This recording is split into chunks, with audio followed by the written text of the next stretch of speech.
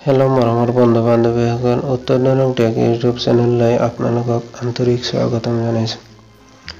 আজিৰ ভিডিঅ'ৰ বিষয়বস্তু হৈছে সিটেট এছামিজ ল্যাঙ্গুৱেজ পেপাৰ 1 বা 2 হিচাপে যিসকল বন্ধু বান্ধৱীয়ে অসমীয়া ল্যাঙ্গুৱেজটো বাছনি কৰিছে সেইসকল বন্ধুৰ কাৰণে এইটো ভিডিঅ' অতি গুৰুত্বপূৰ্ণ। আজিৰ ভিডিঅ'ত আলোচনা কৰা হ'ব মুঠ 30টা পেডাগজি সেকশনৰ কুৱেশ্যন। যদি ভিডিঅ'টো ভাল লাগে তেনহলে আমাৰ এই চেনেলটোক সাবস্ক্ৰাইব কৰিব আৰু ভিডিঅ'টো লাইক কৰিব আৰু লগৰ বন্ধু বান্ধৱীৰ সৈতে এইটো ভিডিঅ' শ্বেয়াৰ কৰিব আৰু বিগত বৰ্ষৰ কিছুমান প্ৰিভিয়াস ইয়াৰৰ কুৱেশ্যন আমি এইটো চেনেলতে আপলোড কৰা আছে। এখনে প্লেলিষ্ট বনোৱা আছে, তাৰ পৰাই আপোনালোকে চাব পাৰিব। বলক পলম নকৰি ভিডিঅ'টো আৰম্ভ কৰোঁ। আজিৰ ভিডিঅ'ৰ প্ৰথম প্ৰশ্নটো হৈছে তলৰ বাক্যটোৰ ক্ষেত্ৰত নিম্নোক্ত কোনটো শুদ্ধ নহয়? পদ্য, গীত আৰু আবৃত্তি কৰা শিশুৰ ডেছৰ বাবে গ্ৰহণীয় পন্থা। ইয়াৰ অপশ্যনসমূহ আছে শব্দ আৰু বাক্যৰ গাঁথনি মনত ৰখা, খ নম্বৰত আছে উচ্চাৰণৰ অভ্যাস, গ নম্বৰত আছে বাক্যৰ অভিব্যক্তি আৰু লয় উন্নত কৰা, ঘ নম্বৰত আছে শব্দৰ ভাণ্ডাৰ সমৃদ্ধ কৰা। ইয়াৰ শুদ্ধ উত্তৰটো হ'ব অপশ্যন নম্বৰ ক, শব্দ আৰু বাক্যৰ গাঁথনি মনত ৰখা, কাৰণ ইয়াত নহয় বুলি উল্লেখ কৰা আছে, শুদ্ধ নহয় বুলি কোৱা হৈছে। 2 নম্বৰ প্ৰশ্ন কোনটো পদ্ধতি বা অভিগমে শিক্ষাৰ্থীৰ ভাষাৰ শ্ৰেণীকোঠাত নিজৰ ভাষাটোৰ ব্যৱহাৰ কৰাত উৎসাহিত নকৰে? ইয়াত উৎসাহিত নকৰে বুলি উল্লেখ কৰা আছে। ইয়াত অপশ্যনসমূহ আছে যোগাযোগ অভিগম, কমিউনিকেটিভ এপ্ৰোচ, প্ৰত্যক্ষ পদ্ধতি, ডাইৰেক্ট মেথড, গ নম্বৰত আছে শ্ৰব্যভাষিক পদ্ধতি, অডিঅ' লিংগুৱেল মেথড, ঘ নম্বৰত আছে স্বাভাৱিক অভিগম, নেচাৰেল এপ্ৰোচ। ইয়াৰ শুদ্ধ উত্তৰটো হ'ব অপশ্যন নম্বৰ খ, প্ৰত্যক্ষ পদ্ধতি বা ডাইৰেক্ট মেথড।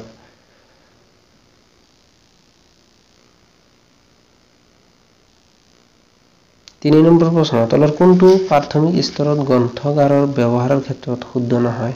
গ্ৰন্থাগাৰক মাত্ৰ থোৱা ঠাই হিচাপে গণ্য কৰিব নালাগে, বৰং ইয়াৰ অপশ্যনসমূহ আছে কিতাপৰ সৈতে ব্যস্ত ৰাখিব পৰা সক্ৰিয় বাতাবৰণ হিচাপে ভাবিব পাৰি, খ নম্বৰতে শিক্ষক আৰু অন্যান্য জ্যেষ্ঠসকলৰ গ্ৰন্থাগাৰ পঠন অভ্যাসৰ আদৰ্শ হ'ব পাৰে, ঘ নম্বৰত আছে পাঠ্যপুথিৰ সৰল পঠন গ্ৰন্থাগাৰতে ভালদৰে কৰিব পাৰি, ঘ নম্বৰত আছে শিক্ষাৰ্থীক শিশু সাহিত্যৰ বিভিন্ন শাখাৰ সৈতে চিনাকি কৰি দিব পাৰি। ইয়াৰ শুদ্ধ উত্তৰটো হ'ব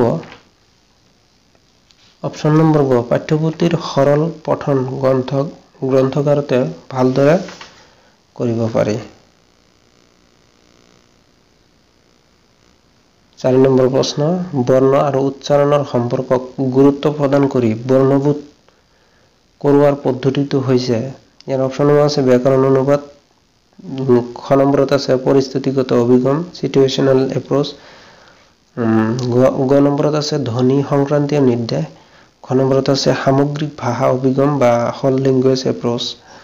4 নম্বৰ শুদ্ধ উত্তৰটো হ'ব অপশ্যন নম্বৰ গ, ধ্বনি সংক্ৰান্তীয় নিৰ্দেশ। 5 নম্বৰ প্ৰশ্ন পঞ্চম শ্ৰেণীৰ ছাত্ৰ এগৰাকীয়ে কৈছে মই মোৰ কৰ্মটিক শিক্ষাগুৰুৰ ওচৰত জমা দিয়াৰ পূৰ্বেই শেষবাৰৰ বাবে ভালকৈ পৰীক্ষা কৰি লৈছো। ছাত্ৰগৰাকীয়ে লিখনৰ কোনটো স্তৰত কাম কৰিছে? ইয়াৰ অপশ্যনসমূহ হৈছে ক নম্বৰ পুনৰ খচৰা লিখন, খ নম্বৰত আছে আৰ্হি কাকত পঠন বা গ নম্বৰত আছে সহপাঠী মূল্যায়ন, ঘ নম্বৰত আছে খচৰা লিখন।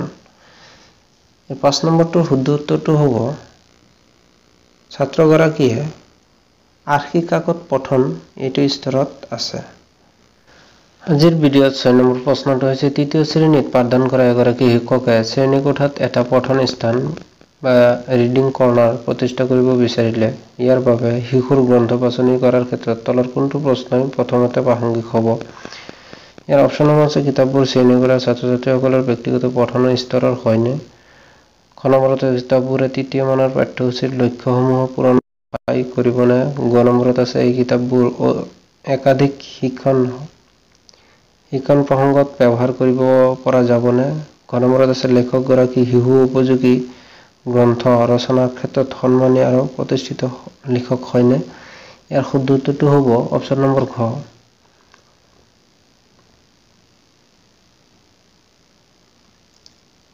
অপশ্যন নম্বৰ ঘ, লেখকগৰাকী শিশু উপযোগী গ্ৰন্থ ৰচনাৰ ক্ষেত্ৰত সন্মানী আৰু প্ৰতিষ্ঠিত লিখক হয়নে?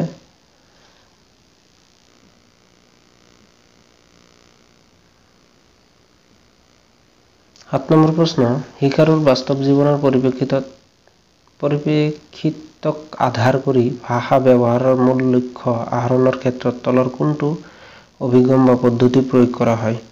ইয়াৰ অপশ্যন আছে যোগাযোগমূলক অভিগম, প্ৰত্যক্ষ পদ্ধতি, শ্ৰব্য ভাষিক পদ্ধতি, স্বাভাৱিক অভিগম, নেচাৰেল এপ্ৰ'চ। ইয়াৰ শুদ্ধ উত্তৰটো হ'ব অপশ্যন নম্বৰ ক, যোগাযোগমূলক অভিগম। 8 নম্বৰ প্ৰশ্ন, তৃতীয় শ্ৰেণীৰ পাঠদান কৰা এগৰাকী শিক্ষকে শিক্ষাৰ্থীসকলক নিজৰ সংগীসকলৰ সামৰ্থ্য পৰীক্ষা কৰিবৰ বাবে কেন ব্যৱহাৰ কৰি, যেনে কেন ইউ ছুইম 5টাকৈ প্ৰশ্ন কৰিবলৈ দিলে। এই ধৰণৰ কাৰ্য হৈছে, ইয়াৰ অপশ্যন আছে নিয়ন্ত্ৰিত মৌখিক পৰীক্ষা, খ নম্বৰ মুক্ত কথন, গ নম্বৰত নিষ্ক্ৰিয় শ্ৰৱণ, ঘ নম্বৰত মৌখিক সাৱলীলতাৰ পৰীক্ষা। ইয়াৰ শুদ্ধ উত্তৰটো হ'ব অপশ্যন নম্বৰ খ, মৌখিক সাৱলীলতাৰ পৰীক্ষা। 9 নম্বৰ প্ৰশ্ন, তলৰ কোনটো কাৰ্যকৰী ব্যাকৰণ শিক্ষাৰ ক্ষেত্ৰত প্ৰযোজ্য নহয়? ইয়াত প্ৰযোজ্য নহয় বুলি কৈছে। ইয়াৰ অপশ্যনসমূহ আছে ব্যাকৰণ প্ৰাসংগিক নিয়মবোৰ উদ্ধাৰ কৰা, যোগাযোগৰ বাবে অভ্যাস কৰোৱা, নিয়মবোৰ মনত ৰাখি ব্যাকৰণ শিক্ষা, যথাৰ্থ যোগাযোগ উপস্থাপন। ইয়াৰ শুদ্ধ উত্তৰটো হ'ব অপশ্যন নম্বৰ গ, নিয়মবোৰ মনত ৰাখি ব্যাকৰণৰ শিক্ষা।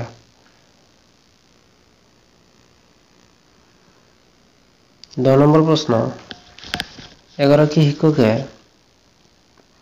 দ্বিতীয় শ্ৰেণীৰ শিক্ষাৰ্থীসকলৰ বাবে শিক্ষণ সঁজুলি সংগ্ৰহ কৰাৰ পৰিকল্পনা কৰিলে।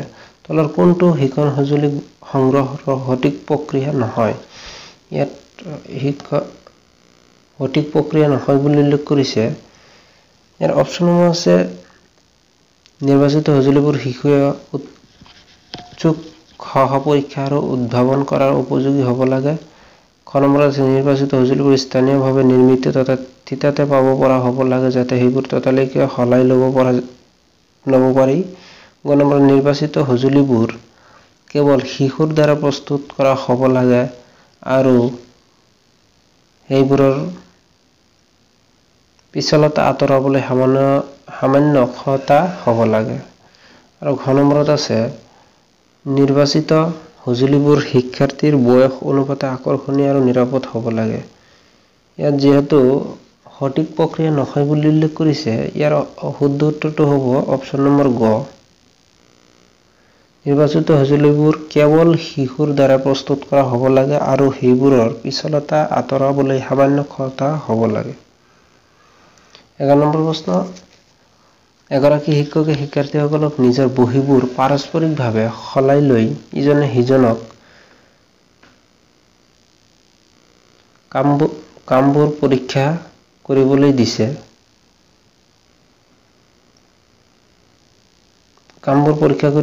এই কাৰ্যৰ উদ্দেশ্য হৈছে, ইয়াৰ অপশ্যনসমূহ হৈছে নতুন শব্দ ভাণ্ডাৰ ব্যৱহাৰৰ অভ্যাস কৰা, খ নম্বৰ গঠনৰ নিয়ন্ত্ৰিত অভ্যাস কৰোৱা, ঘ নম্বৰত সহপাঠী শুদ্ধকৰণৰ অভ্যাস কৰোৱা, ঘ নম্বৰত আছে বিস্তৃত পঠন অভ্যাস গঢ়া।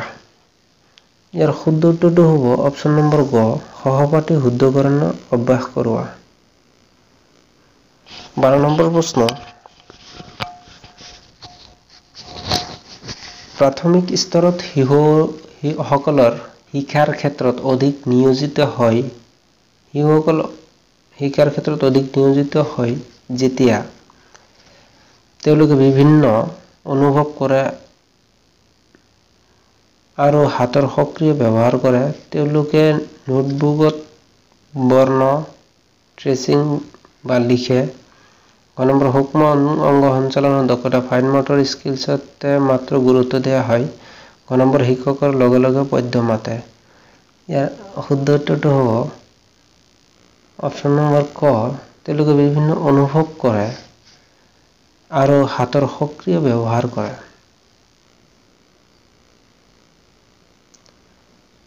13 নম্বৰ প্ৰশ্ন তলৰ কোনটো নীতি প্ৰাথমিক স্তৰৰ বা ফাউণ্ডেশ্যন ষ্টেজৰ পাঠ্যপুথি প্ৰস্তুতকৰণৰ নীতি নহয়। ইয়াৰ অপশ্যনসমূহ আছে উপস্থাপন নীতি, প্ৰেজেন্টেশ্যন প্ৰিন্সিপল, অপৰিৱৰ্তনীয় নীতি, কনক্ৰিট প্ৰিন্সিপল, কাৰিকৰী নীতি, টেকনলজি প্ৰিন্সিপল আৰু ঘ নম্বৰত আছে পাঠ্যসূচী নীতি, কাৰিকুলাম প্ৰিন্সিপল। ইয়াৰ শুদ্ধ উত্তৰটো হ'ব অপশ্যন নম্বৰ খ অপৰিৱৰ্তনীয় নীতি। যেহেতু প্ৰশ্নত নীতি নহয় বুলি উল্লেখ কৰিছে সেইকাৰণে ইয়াৰ শুদ্ধ উত্তৰটো হ'ব কনক্ৰিট প্ৰিন্সিপল। 14 নম্বৰ প্ৰশ্ন নেশ্যনেল কাৰিকুলাম ফ্ৰেমৱৰ্কৰ ৰূপৰেখা প্ৰস্তুত কৰা মতে শিশুৰ দক্ষতা আহৰণৰ বাবে এক সামগ্ৰিক আদৰণীয় আৰু আনন্দদায়ক বাতাবৰণ প্ৰস্তুত কৰিব পৰা যায়। অপশ্যনসমূহ আছে শিক্ষাৰ্থীৰ স্বাস্থ্য আৰু কল্যাণৰ ওপৰত সৰ্বাধিক গুৰুত্ব প্ৰদান কৰি বিভিন্ন দিশৰ বিকাশৰ সৈতে সংগতি থকা শিক্ষাৰ্থীক কৰ্ম প্ৰদৰ্শন কৰি তেওঁলোকে শ্ৰেণীকোঠাত ৰং বিৰঙৰ সজাই এটা বৰ্ণময় পাৰস্পৰিকতাৰ সৃষ্টি কৰা আৰু ঘ নম্বৰত আছে তীব্ৰ গৰ্ভত বাহিৰৰ কাৰ্যকৰী।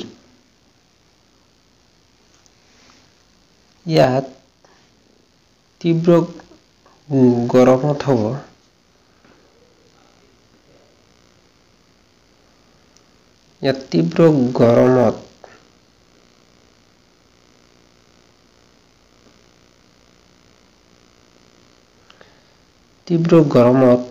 বাহিৰৰ কাৰ্যকৰী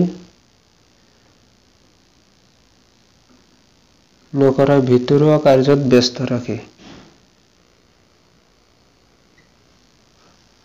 ইয়াৰ শুদ্ধ উত্তৰটো হ'ব অপশ্যন নম্বৰ খ বিভিন্ন দিশৰ বিকাশৰ সৈতে সংগতি থকা শিক্ষাৰ্থীক কৰ্মক প্ৰদৰ্শন কৰি।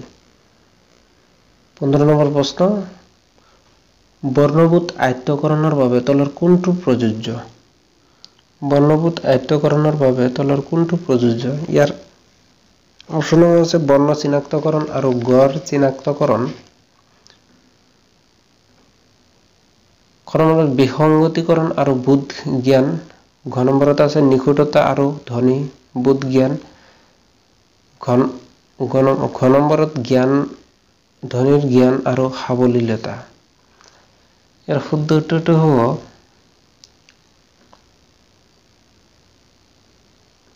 অপশ্যন নম্বৰ খ বিসংগতিকৰণ আৰু বোধ জ্ঞান।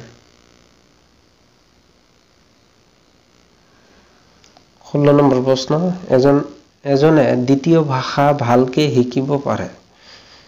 ইয়াৰ অপশ্যন নম্বৰ নিজৰ সমাজৰ নিজা ভাষা কৰ্তাসকলৰ সৈতে নিৰন্তৰ যোগাযোগ ৰক্ষা কৰি, খ নম্বৰত আছে শ্ৰব্যভাষিক পদ্ধতি হিচাপে সংলাপ পুনৰুক্তি আৰু অভ্যাস কৰি, গ নম্বৰত আছে লক্ষ্য ভাষাৰ কথন পাঠ্যক্ৰম এটা গ্ৰহণ কৰি, ঘ নম্বৰত আছে য'ত ব্যাকৰণত অধিক মনোনিৱেশ কৰিব পাৰি আৰু শিক্ষকৰ সহায় লাভ কৰা যায়। ইয়াৰ শুদ্ধ উত্তৰটো হ'ব অপশ্যন নম্বৰ ক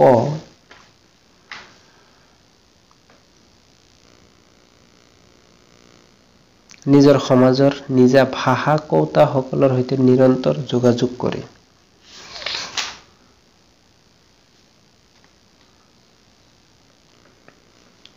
17 নম্বৰ প্ৰশ্ন পঠন শিকাৰ ক্ষেত্ৰত এটা ডাঙৰ প্ৰত্যাহ্বান হৈছে মটিভেশ্যন আৰু ভাল শিশু সাহিত্যৰ সন্ধান কৰাটো। এই প্ৰত্যাহ্বানৰ শিশুৰ সৈতে মোকাবিলা কৰিবলৈ অপশ্যন আছে অভিভাৱকক ঘৰতে এটা সৰু পুথিভঁৰাল স্থাপন কৰিবলৈ উৎসাহ যোগোৱাব লাগে, শিশুক অনুপ্ৰেৰণা যোগোৱাৰ লগতে তেওঁলোকক পঠনৰ প্ৰতি আকৃষ্ট কৰিবলৈ সহজতে পোৱা শিশু সাহিত্যৰ সহায় ল'ব লাগে, গ নম্বৰত আছে বিদ্যালয় কৰ্তৃপক্ষই শিক্ষাৰ্থীসকলক কিতাপৰ প্ৰতি আগ্ৰহ বঢ়াবৰ বাবে গ্ৰন্থমেলালৈ লৈ যাব লাগে, ঘ নম্বৰত আছে শিক্ষকে শিক্ষাৰ্থীৰ দৈনিক এখন কিতাপ পঢ়িবলৈ অনুপ্ৰাণিত কৰিব লাগে। শুদ্ধটো হ'ব অপশ্যন নম্বৰ খ। শিশুক অনুপ্ৰেৰণা যোগোৱাৰ লগতে তেওঁলোকক পঠনৰ প্ৰতি আকৃষ্ট কৰিবলৈ সহজতে পোৱা শিশু সাহিত্যৰ সহায় ল'ব লাগে। 18 নম্বৰ প্ৰশ্ন, এগৰাকী শিক্ষকে পঞ্চম শ্ৰেণীৰ শিক্ষাৰ্থীসকলক এটা গল্প খৰতকীয়াকৈ পঢ়িবলৈ দি তাৰ 4খন ছবি শৃংখলাবদ্ধ ৰূপত সজাবলৈ দিলে। এই কাৰ্যৰ উদ্দেশ্য। অপশ্যন নম্বৰ আছে সাৰ গ্ৰহণৰ বাবে পঢ়িবলৈ দিয়া, নিৰ্ধাৰিত তথ্যৰ বাবে পঢ়িবলৈ দিয়া, নম্বৰত আছে গল্পটোৰ নতুন আৰু জটিল শব্দবোৰ পুনৰালোচনা কৰা, নম্বৰত আছে ছবিৰ কাৰ্ড সলাবলৈ দিয়া। 18 নম্বৰ প্ৰশ্নৰ ইয়াৰ শুদ্ধ উত্তৰটো হ'ব অপশ্যন নম্বৰ ক, সাৰ গ্ৰহণৰ বাবে পঢ়িবলৈ দিয়া।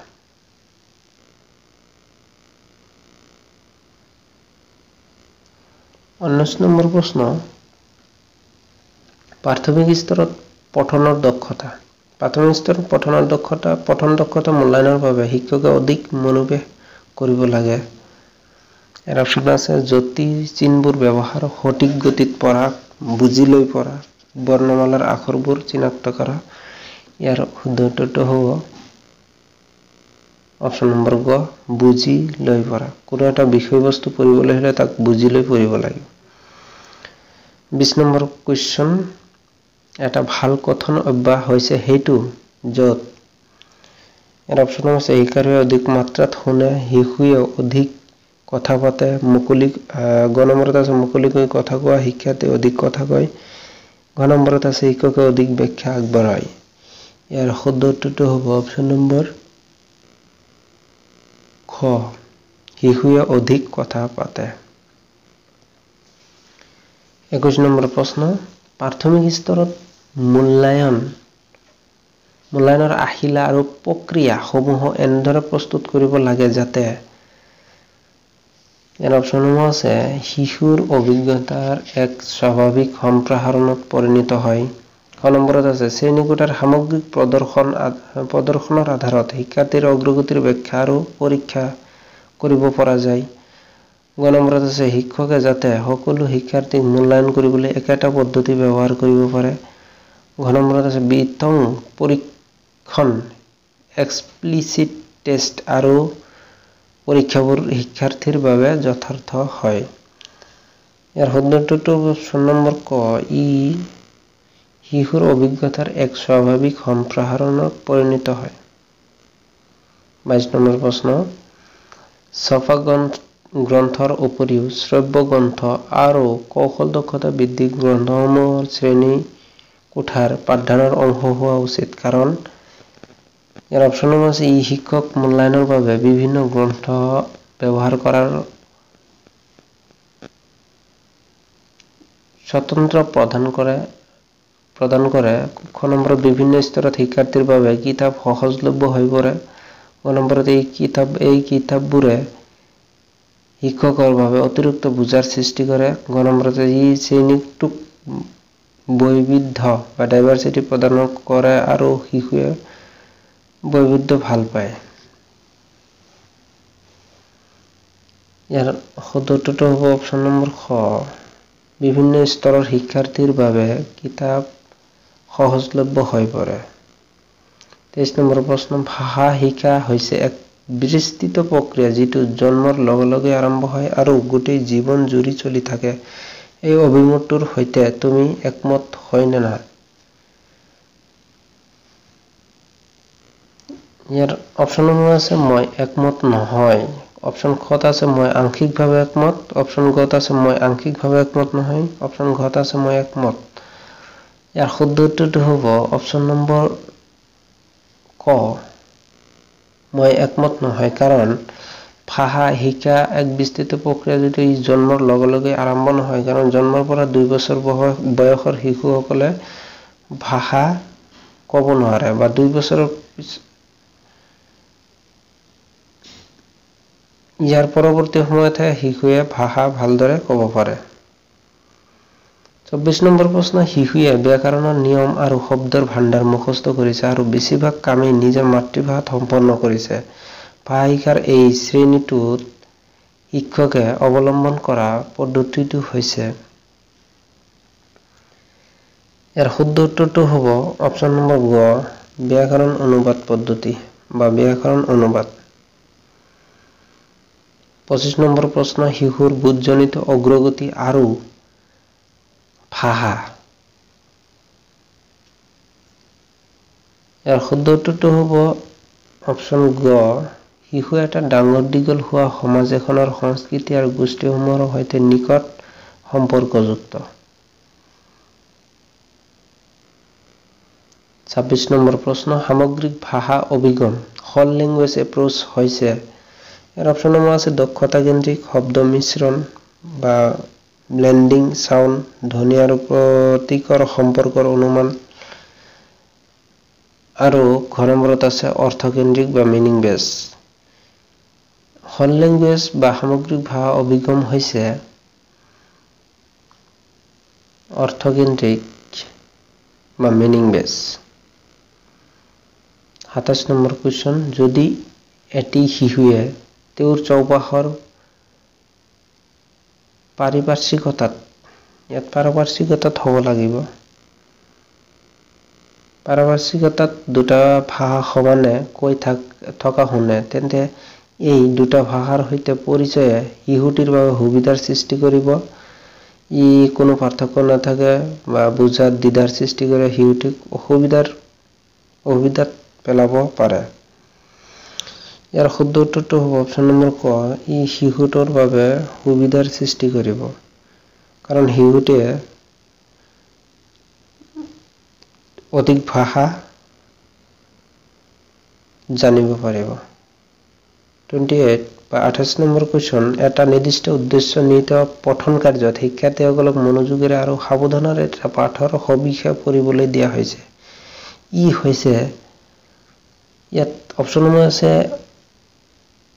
ঐকান্তিক পঠন বা ইন্টেনসিভ ৰিডিং নিৰ্দেশিত পঠন গাইডেড ৰিডিং আনন্দদায়ক পঠন প্লেজাৰ ৰিডিং বিস্তৃত পঠন এক্সটেনসিভ ৰিডিং ইয়াৰ শুদ্ধ উত্তৰটো হ'ব অপচন ক ঐকান্তিক বা ইন্টেনসিভ ৰিডিং 29 নম্বৰ প্ৰশ্ন এটা পাঠ আৰম্ভ কৰাৰ পূৰ্বে শিক্ষকে শিক্ষাৰ্থীসকলক কেইবাটাও গোটত ভাগ কৰি দিলে আৰু তেওঁলোকে পঢ়া এটা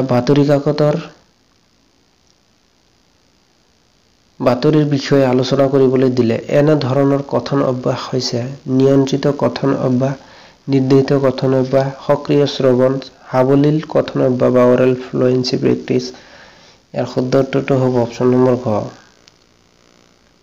সাৱলীল কথন অভ্যাস বা অৰেল ফ্লুয়েন্সি প্ৰেক্টিস 30 নম্বৰ তথা আজিৰ ভিডিঅ'ৰ অন্তিমটো প্ৰশ্ন শিশু এটাই শিক্ষকে প্ৰদান কৰা বাক্যৰ আধাৰত বাক্যবোৰ পুনৰুক্তি কৰি ভাষাটোৰ গঠন সম্পৰ্কে শিকিবলৈ চেষ্টা কৰিছে তেওঁলোকে খণ্ড বাক্যবোৰ মনত ৰাখে আৰু অনুশীলনবোৰ সঠিকভাৱে কৰিলে শিক্ষকৰ বাবে যোগাত্মক উৎসাহ লাভ কৰিছে বা শিক্ষকৰ পৰা যোগাত্মক উৎসাহ লাভ কৰিছে শিক্ষকগৰাকীয়ে ব্যৱহাৰ কৰিছে এৰ অপশন নম্বৰ আছে যোগাযোগমূলক অভিগম সামগ্ৰিক ভৌতিক সঁহাৰি বা টোটাল ফিজিক্যাল ৰেসপন্স গঠনাত্মক অভিগম আৰু শ্ৰব্য ভাষিক পদ্ধতি 30 নম্বৰ প্ৰশ্নৰ শুদ্ধ উত্তৰটো হ'ব অপশন নম্বৰ ঘ শ্ৰব্য ভাষিক পদ্ধতি বা অডিও লিঙ্গুৱেল মেথড মৰমৰ বন্ধু-বান্ধৱীসকল আজিৰ ভিডিঅ'ৰ বিষয়বস্তু ইমানে যদি ভিডিঅ'টো ভাল পাইছে তেনেহলে আমাৰ এই চেনেলটো সাবস্ক্ৰাইব কৰিব আৰু ভিডিঅ'টোক লাইক কৰিব আৰু কাষতে থকা বেল আইকনটো প্ৰেছ কৰিব আৰু লগৰ বন্ধু-বান্ধৱীৰ সৈতে ভিডিঅ'টো শ্বেয়াৰ কৰিব ধন্যবাদ